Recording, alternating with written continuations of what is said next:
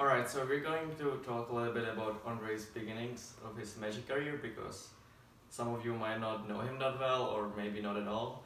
So Ondrej's gonna talk about how he got on the Pro Tour and stuff like that. So can you explain a little bit? Or maybe even before that. Okay, so I started playing Magic like 12 years ago, I think now, which makes me pretty old. Which edition was it? I started playing with like Time Spiral, I think, or Flower Chaos maybe.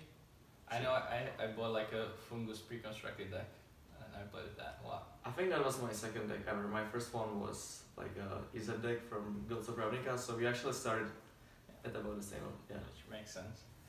And then I don't used to live in Prague. I lived in like a smaller city in Czech Republic. So they had like the scene there was just basically legacy players. They didn't play anything but legacy, so I had to start playing legacy.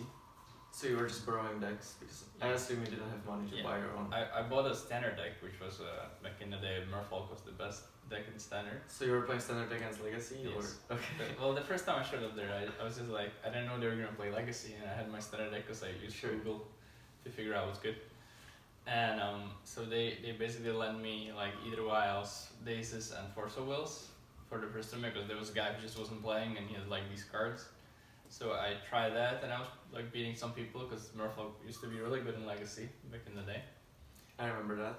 And yeah, that's how I started. And then I just played a bunch of Legacy tournaments in Czech Republic and I started winning and it was fun. And then I decided I wanted to start pursuing the Pro Tour. When was the time when the change happened? When you went from like I'm playing this game for fun to like maybe I'm trying to win some tournaments or like qualify for the Pro Tour, stuff like that? I would say pretty fast because I'm a very competitive person. I play for the competition. Okay. And so I think like I don't know 2 or 3 years in, I just kept doing well in the Legacy tournaments and then I just decided I want to do something bigger and better. Okay. And there's nothing else than like Legacy that you can achieve, right? That makes sense. Because I think that pro players are usually divided into groups, like people who try really hard and eventually get there, or people who are like just really smart and they just play the game for fun, and then like some just happens eventually like by accident. So you think you were the first one, you like tried for it, not that it just happened to you randomly. Yeah, it took a lot of years for me to get on the Pro Tour. Okay, so when was your first like breakout event, like your first money finish or something like that? I think 2011. There was a Legacy GP in Amsterdam. Oh, I remember that. You played Rag Delver, right? Yes, it was. Yeah. It was like right after Delver came out, and no one thought it was gonna be like just the best card in Legacy ever. So I played this Rag Delver deck. It was very good. I just won a lot. I won like a Grand Prix trial, and I did well at the GP. I finished like. You were X3, I think. Yeah, I was X3. I finished like 10th or something. And back then, the top 16 qualified for the Pro Tour. Oh yeah, that's right. I forgot that. Yeah, that's true. So that's how I qualified for the first PT. It was in Hawaii. And I flew to Hawaii and I lost playing the last match for like mini cash. So that was pretty sad. But you made it too? I made it too. It's impressive. Okay. Yeah, I'm very good. No, I got very lucky. I played like the biggest aggro deck in the format with Winnie. And I just won a lot in constructed. Oh, I remember that too. You played like 3 Angelic Destinies and it was just, yeah, sure. Yeah, it's just a lot of stacking. So what happened after that? Like, when did you re-qualify? Well, I played like 1 more Pro Tour after that. I didn't do well. I qualified through the MOC Championship. Okay. I didn't do well there either. And then I thought about quitting the game because I started attending the university in Czech Republic, and there was last PT again in Hawaii where I qualified playing Merfolk in Modern. And I was like, yeah, I'm gonna go to this PT, it's gonna be my last tournament, then I'm gonna focus on studies. And then I took it. How did that go? I top it because I got very, very lucky. I didn't play well because I wasn't playing much Magic back then. And I played like a very aggressive Jeskai deck, like kind of burn deck. And yeah, I just burned that one out. And I got very lucky and limited, and then I made a pate, and then I started playing Magic more. So that was the time when you decided I'm gonna take this chance and like pursue the pro life. Yeah, I quit school like 2 weeks after the PT. Yeah, I remember that. We actually lived together for like 2 weeks or maybe 3 weeks. Yeah. And yeah, basically, Ondrej completed the Pro Tour and I won a PTQ at the same time, and we both kind of decided like this is not gonna bring. Obviously, if you talk to a Magic player, he might know you or he might know what it means to be pro or Pro Tour, but obviously, most of the people who don't play Magic have no idea about what's going on, what is it about. They don't even know that there is a professional play. So when you meet someone new and he asks you what you do, how do you answer usually? So usually I just go with like something like poker or like that. I usually like go straight to the traveling the world part, which is like really cool. Yeah. And then we like go into conversations like, so where you've been, what's the best place you've been to, you know, and like everyone's super excited about that because I'm very young and young people in Czech Republic don't travel that much. That's true. And I've like basically traveled everywhere, so I can talk about that. And I So don't talk you about don't the say game. that you're a Magic player, right? Like. Oh yeah, I say I'll play Magic, but like they usually don't know what Magic is. Sure. So I didn't like go, yeah, it's like this game, it's kind of nerdy, it's like dragons and fights and two mages playing against each other, and then I usually just try to, like they usually don't care about the rules or anything, they might like ask about tournaments, and I'm fine with explaining it, I don't mind.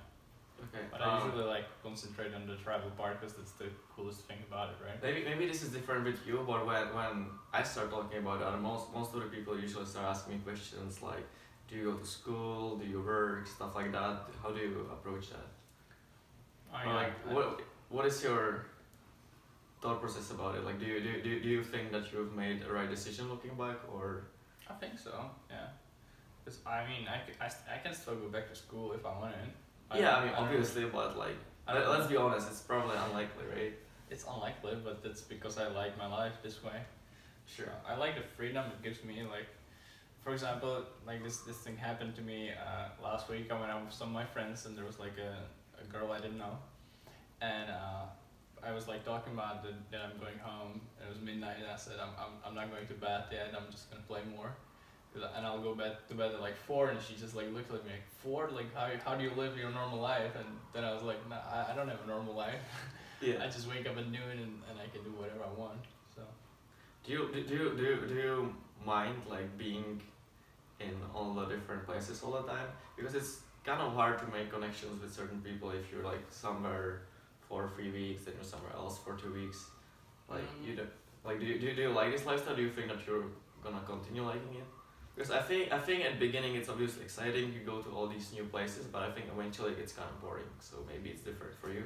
I don't mind the traveling that much, I enjoy that. I don't like that you like fall out of your like, I don't know. Rhythm? Yeah, rhythm or like structure of your life. So like I back in the time I tried to like do some exercise, and every time we just travel, like I would stop exercising and never get back to it. Yeah.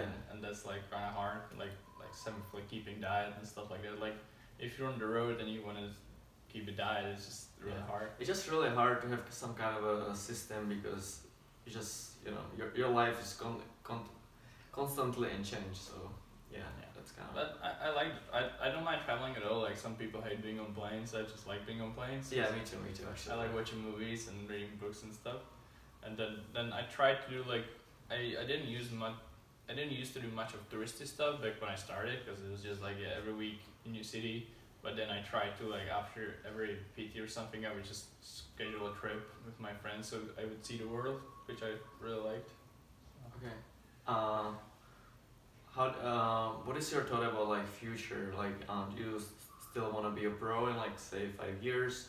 Do you want to use it to maybe work in like a game design? Do you want to write maybe more articles? Like, obviously you don't really know, but you definitely think about it, right? So like, what do you think right now?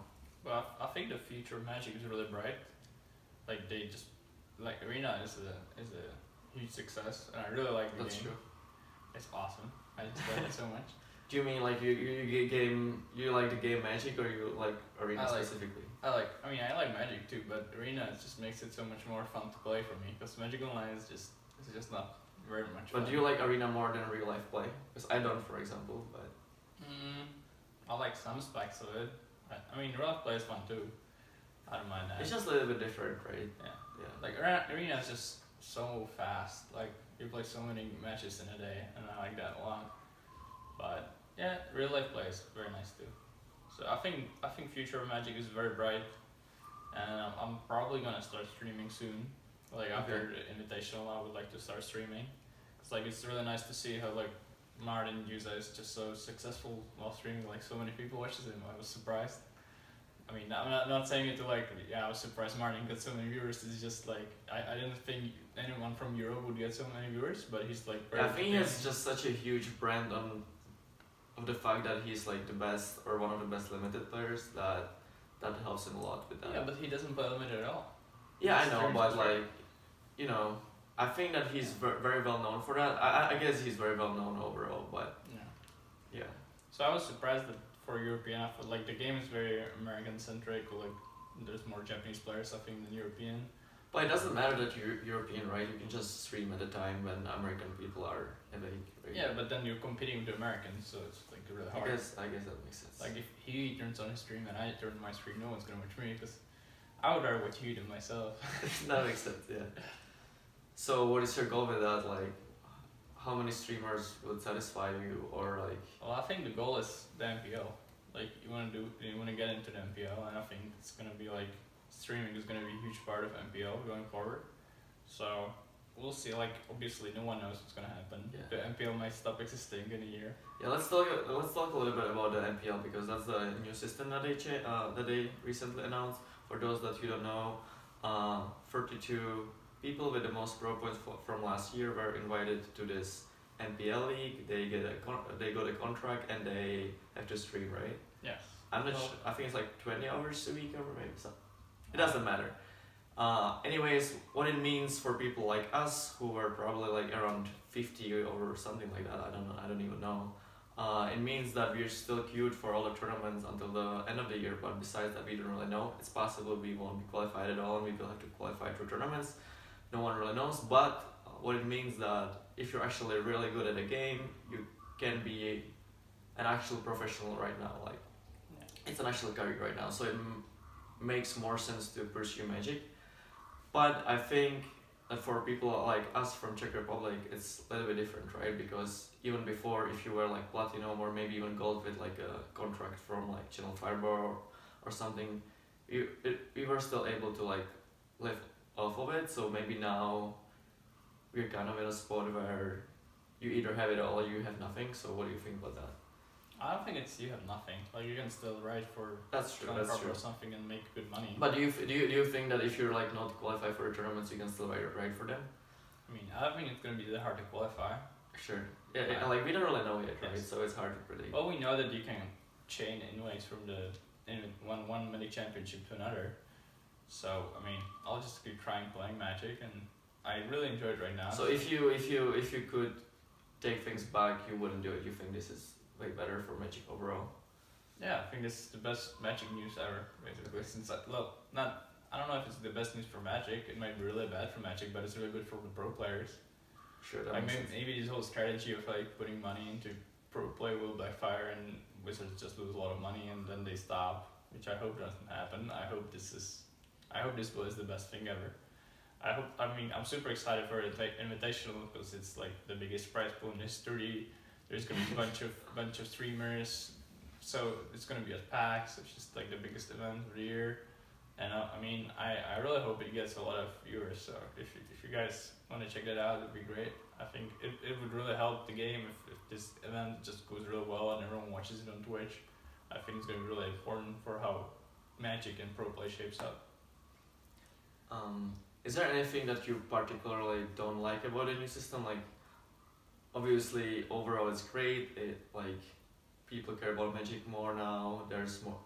The pro play is more in the spotlight, but there are definitely a lot of things that they haven't touched yet, or that you think are wrong. Can you like do you have an opinion about that? Yeah, I think just the uncertainty of it all. Like we don't really know what's gonna happen with us, not MPL players. That's not great, but. That's my biggest problem. I don't think that they just don't want to tell us. I'm afraid that they really don't know. Yeah, but they'll figure it out. Yeah. Hopefully, eventually. Hopefully. And they don't even know what's like how the MPL is gonna look in a year, or like they probably don't even know if it's gonna exist. Yeah. So that's the bad part, but the good part is that they are willing to spend more money and put the money in pro play. So Do you think that if the NPL stays the way it is, the players are gonna change rapidly, or do you think that only maybe like 8 players are gonna switch every year? I have no idea. It also might just get bigger. Yeah. Like it could be like 100 of people. Alright, Ondrej, that will be all for today. Thanks for spending time with me, and thanks for watching. This is Petr, this is Ondrej. Bye. Máte něco říct? Měl jsi si říct bye nebo něco? Bye. Bye. Ahoj.